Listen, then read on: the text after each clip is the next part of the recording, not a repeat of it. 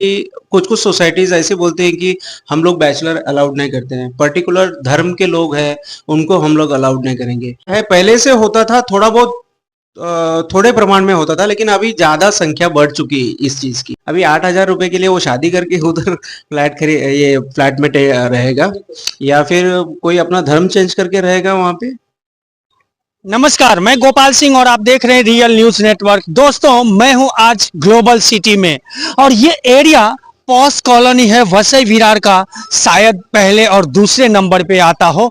यहाँ मुद्दा पिछले 12 साल से पानी का रहा है। यहाँ मुद्दा सड़कों पे धंधा लगाने का रहा है। लेकिन एक आज वो मुद्दे में ढूंढने आया हूँ जिस मुद्दे पे आज तक किसी ने बात नहीं किया।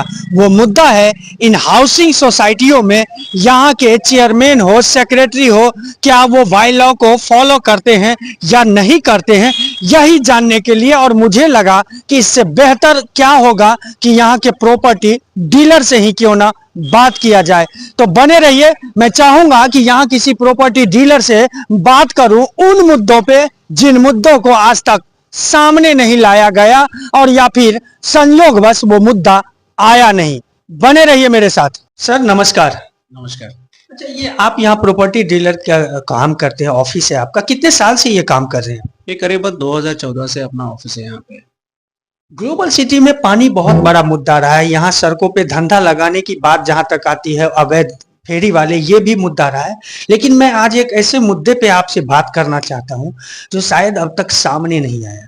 यहाँ की हाउसिंग सोसाइटी, क्योंकि मोस्टली यहाँ ज्यादातर भारतीय रहते हैं, क्योंकि इन्वेस्टर इन्वेस्टमेंट कर दिया या फिर जो भी हो, यहाँ के लोग हाउसिंग सोसाइटी में जो रहते हैं, क्या जो बाय लॉ है हाउसिंग सोसाइटी का, क्या उसका फॉलो होता है यहाँ पे?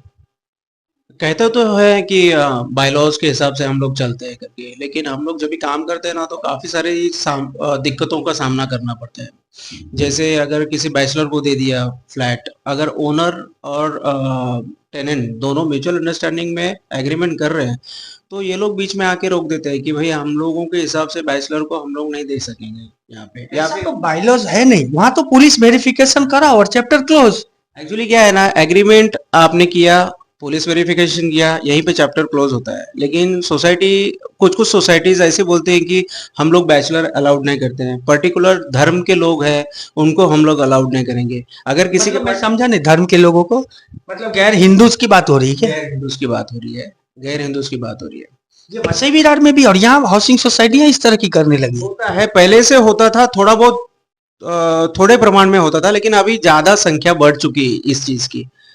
कभी कभी ऐसा होता है कि अरे इनके पास पेट्स है क्या, तो फिर इनको नहीं देंगे हम लोग। तो दिक्कत आती है कि फिर वो जो यहाँ पे आने के लिए देखता है तो वो सोचता है कि अपना पेट्स कहीं पे रखे, क्या करे, सवाल आ जाता है उनमें।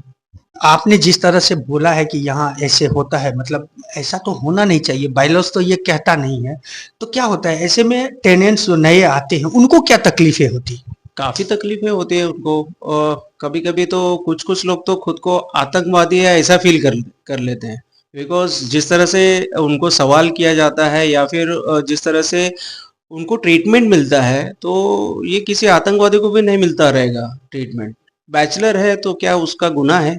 अभी 8,000 रुपए के लिए वो शादी करके उधर ये फ्लैट में रहेगा, या फिर कोई अपना धर्म चेंज करके रहेगा वहां पे। तो ये तो गलत, एग्जैक्टली, तो ये बहुत गलत हो रहा है। अच्छा, मैं एक चीज और जानना चाहता हूँ कि अगर बाय लॉ कहती है कि आप जो पुलिस का भी रूल है कि आप पुलिस वेरिफिकेशन कराओ और सीधा आप टेनेंट्स को रहने दो, तो क्या इस बारे में कभी आपने बात किया? तो हाउसिंग सोसाइटी के चेयरमैन हो, सेक्रेटरी हो, उसका क्या रहता है डिसीजन?